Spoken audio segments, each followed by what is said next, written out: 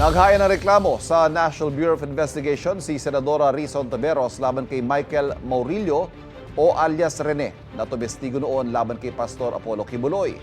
Inireklamo rin ni Ontiveros sa mga nasa likod ng video ni alias Rene at ang mga nagpakalat umano nito. Pumalag naman ang ilang inireklamo ng Senadora. May unang balita si John Consulta. Pebrero noong nakarang taon, nagbigay testimonya ang isang alias Rene sa Senate Committee hearing laban kina Pastor Apollo Kibuloy, dating Pangulong Rodrigo Duterte at Vice President Sara Duterte. Pero nitong Hunyo, lumabas ang video ni Michael Maurilio na nagpakilalang siya si alias Rene at sinabing tinakot at binayaran lamang umano siya ni Senator Risa Ontiveros para tumistigo.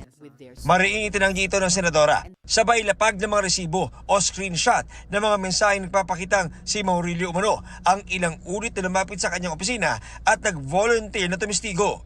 Inireklamo ni Ontiveros ng cyber libel si Maurilio sa NBI. Kasama rin sa sinampahan ng reklamo ang nagpost ng video na pagtanggol Valiente social media account. Pangunahing layunin ng reklamo, alamin sino o sino-sino ang nasa likod ng pag-produce ng video, dalawang video na ni Michael Maurilio.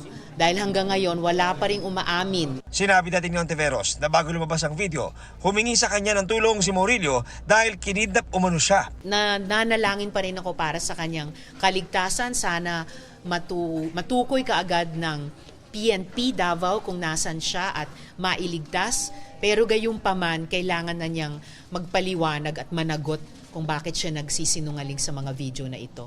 Sa isa pang Facebook video, muli nagsalita si Maurilio at iginiit na hindi siya kinidnap ng Kingdom of Jesus Christ at hindi rin siya binayaran o pinilit na sabihin ang kanyang mga sinabi sa video. Handa raw siyang panindigan ang kanyang mga sinabi. Pinabubulaanan rin niya ang mga nilabas ng umano'y mga patunay na siya ang naunang nakipag-ugnayan sa opisina ng Senadora. Wala pong katotohanan yung mga claims ni Senador Risa sa kanyang press con. Ito lamang ay pamamaraan ni Senador Risa upang ako ay makuha ulit at patahimikin. Sinusubukan pa namin hinga ng pahayag ang nasa likod ng pagtanggol Valiente social media account.